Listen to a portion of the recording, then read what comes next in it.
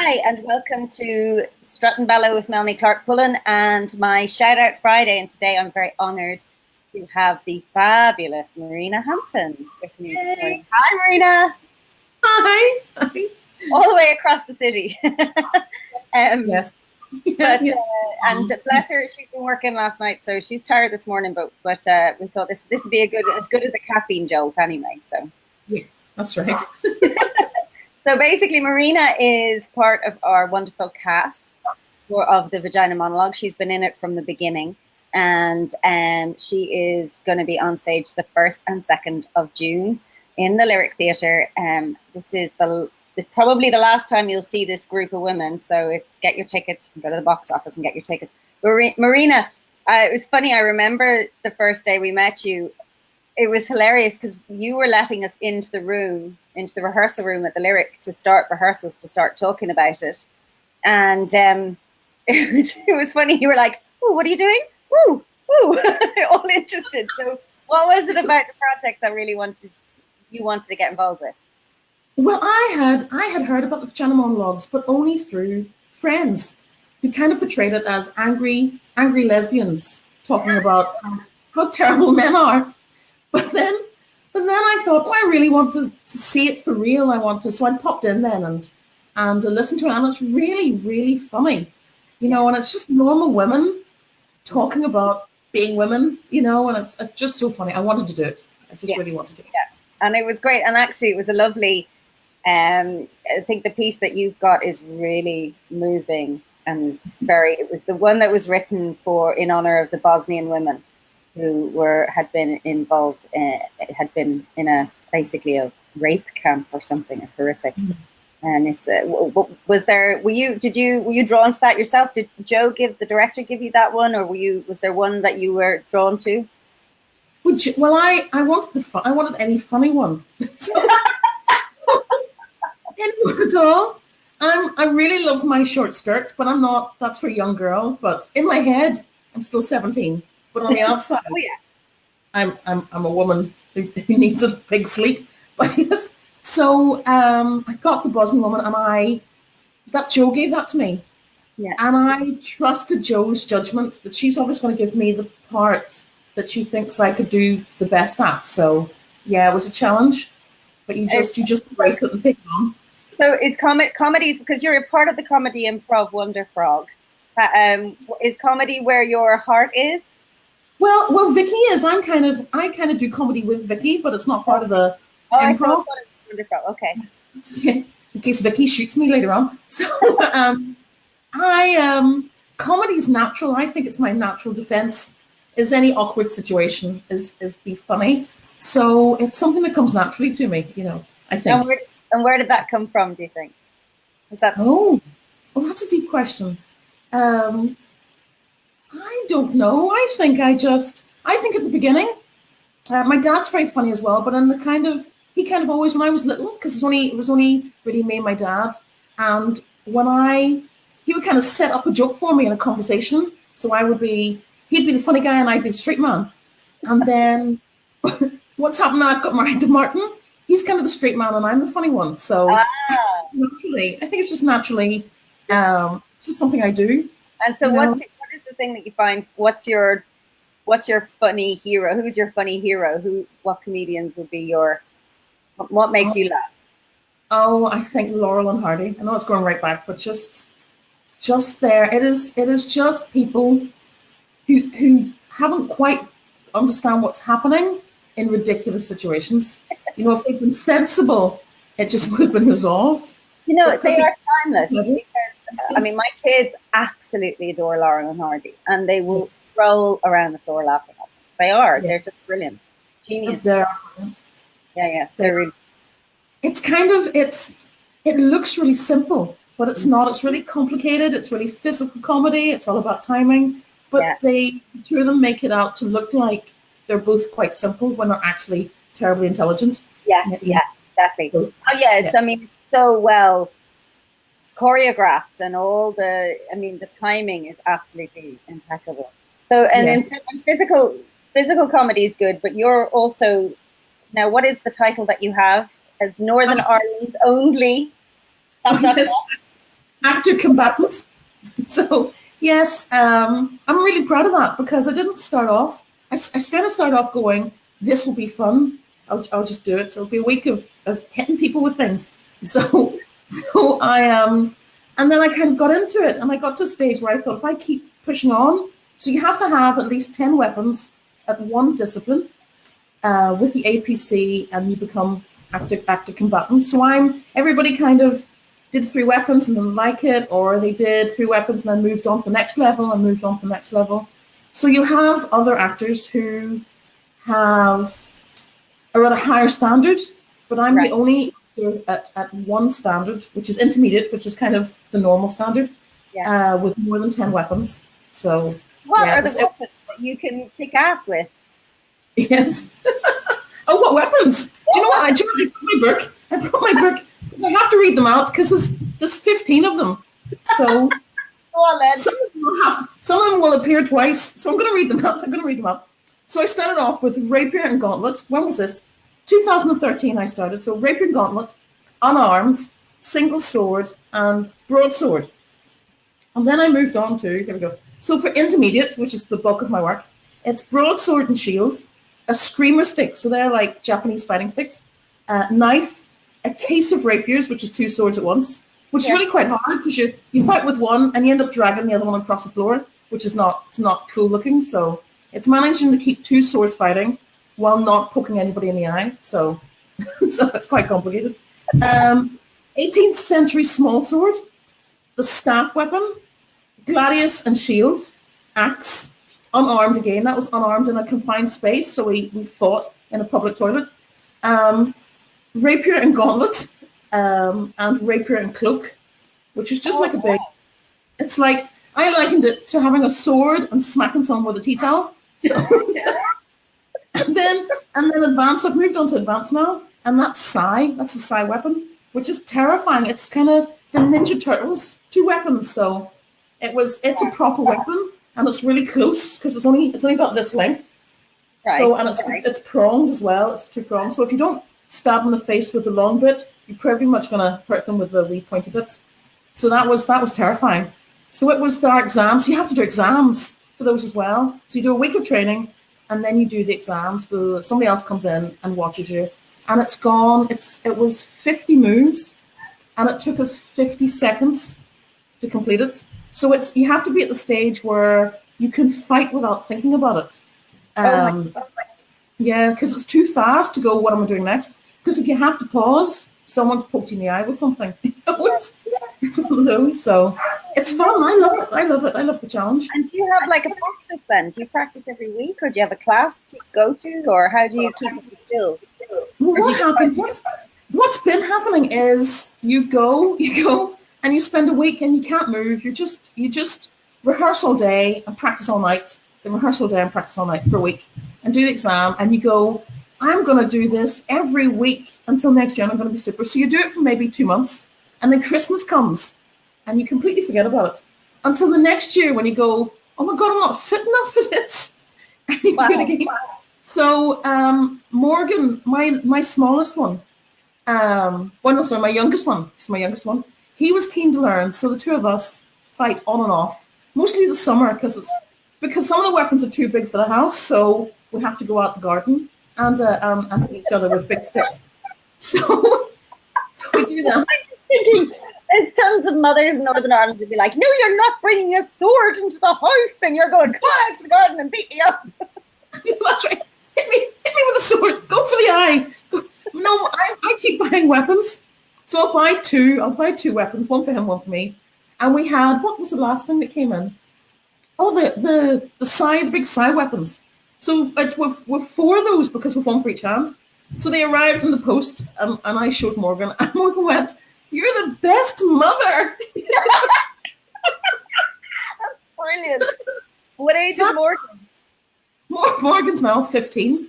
Oh, so when I started him, and he was about 9 when we started fighting, and he was quite small, but now he's 6'1". So I started with him because he was my height, and I went, let's make it cope with my height. But now he's 6'1", and it's a challenge now. But as he's got older, he's got more timid. He's And funny enough, being timid at fighting makes it slightly more dangerous. You really have to, if you're going to Yeah, stab somebody in the chest, you really need to go for that point so I can block it. But he's got timid now, and he's afraid of really hurting me. So, so you kick his ass. The outcome of that is I get stabbed more often. So That is just, yeah, you really are. You are a kick-ass mom. It just makes me laugh though. And there's a part in the show where we're listing all the women that that sort of took part in the monologues, in the interviews. And there's a list. There's Black women, Caucasian women, and you got Asian women. And you do that. Mostly in your face to see if I can get you to laugh. Yeah, exactly. Just to see if I can, if I blink or corp. One of these days I am going to. But tell me a little bit about your heritage, because you have an Asian heritage. That is part of your story. Yes. So my mother's grandparents. So one was, because I love the story. One was Japanese. So her grandmother was Japanese, and her grandfather was Chinese. Uh-huh. And because it's a mixed marriage, they couldn't live in Japan because it wasn't acceptable, or China at the time. So they moved to Taiwan, who were happy to take anyone. And so my mother has, her grandparents are Japanese and Chinese. What it meant in Taiwan is that none of them had their feet bound. So that was quite, because only the very poor people had big feet. And when I say big feet, I mean maybe size 12 or 13, children size, because they've tiny feet anyway. So so that was a real, I don't know, it's just up you society kind of thing, because she wouldn't allow it, because it's cruel. It is cruel to bind girls' feet so they're unable to walk, and they have to shuffle. Only girls that have their feet bound. Only girls. It stops them running away, basically. So but my mom, only in the higher echelons of society, though. Yes, yeah. I mean, my mum's family, they still, even by the time my mum was born and growing up, they still had servants, and my grandfather had a very important job. But they went from, so it used to be called Formosa when the Japanese owned Taiwan, and then they got the liberation during the war. So when my mum was young, she only spoke Japanese, and then when it became an independent, they only spoke Mandarin. So my mum went from only knowing Japanese to having learned Mandarin very quickly before she could go to school. So my dogs are just barking away outside. You can't hear them, can you? Yeah, I can hear them, but it's okay. No, that's right. But they're all upset because they can see me, but I won't let them in. They can't get at you. Faces up against the window, going, "What are you doing?" What brought your parents to, or your mom to? Did she come to Northern Ireland, or how did that? Well, that's an interesting story. So my dad is from Belfast, okay. And when he was in the army, he kind of travelled around, and he kind of used army to travel for free, basically. His thing, he worked for the REME, which is the Royal Engineers, and he discovered if he walked about very officially with a clipboard and a pencil, nobody asked him what he was doing. So that's what he did the whole 3 years he was in the army, is walk about looking important with a clipboard and a pencil, and didn't actually, apart from when you had to do training, which nearly killed him, he didn't do anything in the army. But it gave him a taste for traveling and seeing things, and he traveled for a while. He traveled to America, he traveled to Australia, and when he stopped traveling, he still wanted to be in contact with people from other countries, and mainly women from other countries. So he volunteered to write to people who were learning English. Okay. So my mum was one of those people. Now, this my aunt told the story that they'd exchange photographs and they'd write to each other and just have conversations to improve their, my dad was improving their English. So apparently all the other women kind of fizzled out, apart from my mum.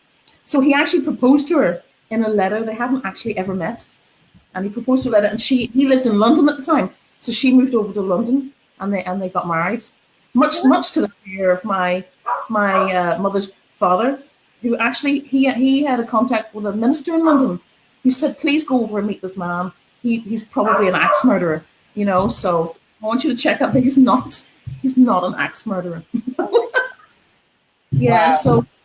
So my mum went from being a very privileged lifestyle to living with my dad in a one-bedroom flat, which also had to house his motorbike as well. So that's how I started, was pacing around my cot in a one-bedroom flat for the first year. So Wow. big change for my mum. Yeah, yeah. Big story. Wow. And so did she speak to you in Mandarin? Was that your first language, or was it English? No, that's an interesting story as well. So I think when I was I think you need to write a movie. the weirdness of my life. So when I was born, my mum was going to speak to me just in Mandarin, and then she knew. Oh, that's the other thing. She knew Mandarin and Japanese and English and French and Italian. So she spoke 5 languages, and she had been an interpreter. So she was going to speak to me in all these languages, and my dad was going to do English, and what happened is I didn't speak at all. I didn't speak. I didn't laugh, and I didn't cry. I was a very I'm not too sure what the word is. My mother thought I was born about the same time as The Omen came out in cinema. So for a little while, because I was a bit strange, my mother thought I might be possessed by the devil. So she was just concerned that I wasn't quite normal. So for a long time, they were doing tests on me because I wouldn't speak. And then eventually, I think I was maybe 3, was the very first time I either laughed or cried. So my dad just presumed I was quite content, just slightly strange. It's also quite normal for children with multilingual parents to have delayed speech, Yes. and to actually start speaking in full sentences. That's quite normal, I think, from what I've read. Because I started speaking in Irish to my daughter when she was born, and I spoke Irish to her for the first 2 years of her life, and Simon spoke English to her. But her speech was delayed, and that kind of made me freak out before I really knew what I was doing. And I kind of went, "Oh, I better start speaking English to her and get it." And so then her speech came in really quickly, but you know, she actually had a really good grasp of Irish by the time she got to school, so she still had it in her, you know. So yeah. Yes. Wow. Well, I know. I wish that had gone that way for me. But so what happened is that at the time, because it's the early 70s, so at the time the doctors felt that my delayed speech was caused by confusion of the languages. Yeah. So they decided that there would just be English spoken, you know. But I still, I didn't start talking until I was 3, and that was the same. I came in full sentences. In fact, I went to kindergarten and I came back, and my father said I just started talking, and I haven't stopped since. I just kept talking. So it was just, I just wasn't ready to communicate with anyone. But my mum wouldn't speak Mandarin in case it affected my speech development. So I didn't. And then she tried when I was 7 to teach me Mandarin, which is definitely too late. So she would say, a lot of people who know about Asian languages, it's a lot of the words are the same. So son and daughter are the same, and husband and wife are the same word, and it's how you inflect the word. So she would say mother and father. And to me, it was just the same word she said twice. She said, no, listen really carefully. So she'd say it again. And then I would repeat. And she said, no, you're just saying that twice. And I went, well, that's what you did. So we did that. We must have did that for a whole day. And my mum decided that languages wasn't my thing. And just... That's because she had so many languages. It was her thing, wasn't it? So, yeah. Oh, no, well, I couldn't. We spent all day on that one word, and then she tried other words. Maybe that was a difficult word, and it was the same word over and over again. So yeah, we just gave it up at that point. So yes, so I just speak English. I have an app on my phone to teach me Japanese, and it's like the Space Invaders game. And if you don't tap the right word quickly enough, everything blows up. So I just I just love playing that. I don't know if it's teaching me anything, but it's good fun. Wow. Well, Yes. I mean, you've got such a broad range of stuff going on, and you're also writing as well because you've also got the one woman show. Is it a two-person show or a one woman show that you've written? It's a one-woman show played by two people. So it's all about Okay, one woman, but it's by right. two people. So she's a transgender woman. Hmm. So we have a much younger male actor playing the we'll post the pre-operation Yeah, version of my character. So and then right. I'm playing the older version of her, kind of looking back at how hard it was to kind of look like a boy, but you're a girl, and how people reacted to that. So I can't. Yeah, I can't imagine what that must be like for someone. That is just so painful. I can imagine it being confusing and painful. But yeah, so and what inspired you to write this? Was it something? yeah, I did it. I started with a writer called Don McCanfill, who asked me to kind of because he's a gay man and I'm a heterosexual woman, and he thought it'd be quite good for both of us to work on this. So you get the input from different kind of lifestyles and different perspectives. Because basically, a transgender woman is a straight woman who just happened to be born male. Male So this is body. the one who wants to be a woman and is interested in men, which is my background. So we decided to work on this for Tinderbox project to work on. It was to speak for people who don't have voices. So it was different. We did a one on domestic violence. We did one on then transgender. We did one on a couple of different ones. We did, and we did one on ethnic groups as well. So yeah, it was good. But this is kind of one we thought had legs that we could. It was short, 20 minutes, and we thought we could make it into a one-act play. So we've And expanded what's it. the story for it? Like, I mean, is it going to go? Is it's in development at the minute, or has it got a date to be produced, or where is it at? And We have it's been written. It's probably once we start rehearsing, we may change it as we go along. But what's quite handy because he's directing it, Don's directing it, I'm performing it. So the two writers are actually working on it. And also we want to put from the young man who's playing the younger version of me, and he's a new voice, so that'll be good. okay. So I'm hoping we're gonna start rehearsals over the summer, and we have a date in the Ombudsman Theatre in London. So in October. Wow. So we're going to do it there first, and then see. We kind of want to bring it to Belfast. Yeah. We've got dates in London as part of their festival, so like, That's so exciting. Wow. You're on fire, basically. no, we're not yet. We'll see. We'll see. We'll No, see how. I know. We'll see how. It's just so nervous because it's just so new, and I have the terrible fear of the unknown. So I've trouble enjoying anything until it's past. And go, oh I yes, know. that was brilliant. You know. Yes. Yes. Well, that's because the unknown is scary, and it's you're facing you're creating something out of nothing. That's what creation is. I mean, it's such a powerful alchemy actually when it and yeah, things can go wrong, but I mean, if anything, if I've learned anything from this whole journey of the vagina monologues, I mean, that's been fairly terrifying. and Yes. actually the ease with which it's kind of come about has been almost like an indicator of that I'm on the right path. You know what I mean? That when things sort of come together and you're in a bit of a flow, I can not relax, but I can kind of go, okay, yeah, this is right. This is where I'm supposed to be. So Yes. that's been quite helpful for me because I mean, like, it's flipping terrifying. you know, and being new and not knowing anybody is pretty scary too. But yeah, when you're in when you're in that space where things are just happening organically and without having to really push and fight and force something to happen, then I think that's a really good indicator that you're on the right path. And it sounds Yes. like you've got a really good team around you for your for this play. What's it called? It's called Boundaries.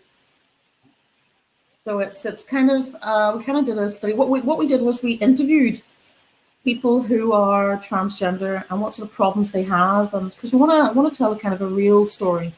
And this is just, we thought boundaries because a lot of, you've got gay men, gay women, heterosexual people, and people are kind of used to that, and they're kind of in the center. Yeah. But this is, it's all coming out now, the different kind of gender thing, or people who identify as no gender, or, what kind of, kind of on the outside of people's perceptions, or on the fringes of people's understanding. So it's the week that it's called Boundaries, because this is kind of where she lives, is on the boundary of people's understanding of what she is, and I think that's where people have a fear of, as we've said, a fear of the unknown. And her story is the fact that people attack her, even though that she's got nothing to do with their lives, if they fear her and what she might represent, and that's why she's getting attacked, So that othering of somebody, isn't it? When you see somebody as other, yes. When you other somebody, then you can create a boundary, a wall, a distance between you. But when you can actually see them as part of your own humanity, then that's where people can come together.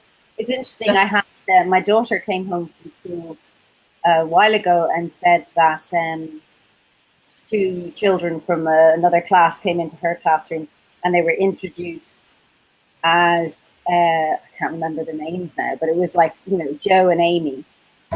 But Amy was a boy, well, physically was a boy, and my daughter was confused. She's 10, and she turned to her friend and said, "Why is that boy called Amy?" And the friend just turned around and said, she's transgender. And great. I kind of was like, wow, okay, we haven't had that conversation yet. But what I was really impressed by was just the matter-of-fact way that it was explained to her, and she understood it. And there we go. That boy is actually a girl.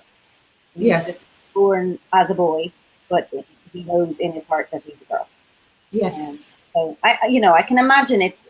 Well, I was really impressed that the school were honouring that as well, and honouring the fact that this child had a different identity to what that's very good thinking for the school, because I thought so. Yes, because Murray goes to tech, so he's in the Met, and there's a girl, or there's it's on the face she looks like a girl, but she's identified as I forgot the term now, but of no gender. Okay. And so she picked a different name than her birth name. And the school refused to use it because it's not her actual name, and also it's the way they, because at the moment she wants to use the gents' toilets, and they've refused that. So they're not willing to, they're very black and white and not willing to sit down with her and discuss her situation. And that's because it's a lack of understanding and a fear of what you're used to, what's norm for you. Well, that's what I was just going to say, actually. It's the whole kind of the binary way has been the way we've understood things for so long. So when something comes in that's different, then it's like it's the lack of understanding and it's hard for people to change their perspective. Yes. Think about how not that long ago, like even in my parents' generation, to say something, to acknowledge that somebody was gay was like a strange thing. And now I hear my 8-year-old dad talking about such and such and heading off to a gay wedding, and and it's just like, it's great, but it's taken a long time for that and for that perspective to have shifted in him, Yes, I know it's very hard. Because my dad, we lived in London when I think being gay stopped being illegal, which is just, for younger people, they just can't believe that they know somebody who lived in a generation where being gay was legal. So, and in London, we saw gay men holding hands. And my dad he didn't know what to do. or what to think, because he'd never seen it before, and it jarred with him as not right, because that's the way he was brought up. And he said to me, he actually spoke to me and said, what are you thinking when you see that? And I just said, there are two people who love each other enough to hold hands. And that was so, and he kind of took it from that, if that's what an innocent child thinks, then that's something he should be thinking. So he was quite, despite being very Northern Ireland Protestant type, he kind of took it on board. But it still took him years to say the word gay. He would just refer to gay people as being arty. So, they're friends. Yes, they're arty. So arty, very arty. So I know. It's funny. I know a young minister who is gay, and he, when he was in college, he was wanting to do theology, wanting to go into ministry, and people were saying to him, "Oh no, sure, you're arty, and you're more creative," and he was like, "Oh, to save my life," But he's got an amazing sense of dress, and he's got real interest in how he looks, and so he presented himself so well. And so immediately they were like, "Oh, well, you're obviously creative then if you look nice." Yeah. Yes.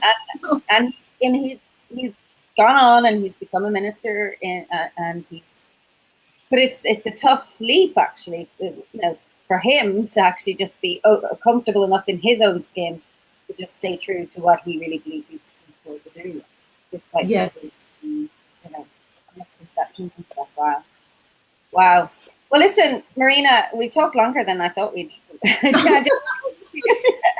But just to our viewers, or I'm not sure if we have any live viewers, but whoever might pop in and watch the replay, I just want to say that Marina's a really beautiful actress, and her portrayal in that really tender, poignant, devastating monologue. It's a really beautiful performance, Marina. I think thank you.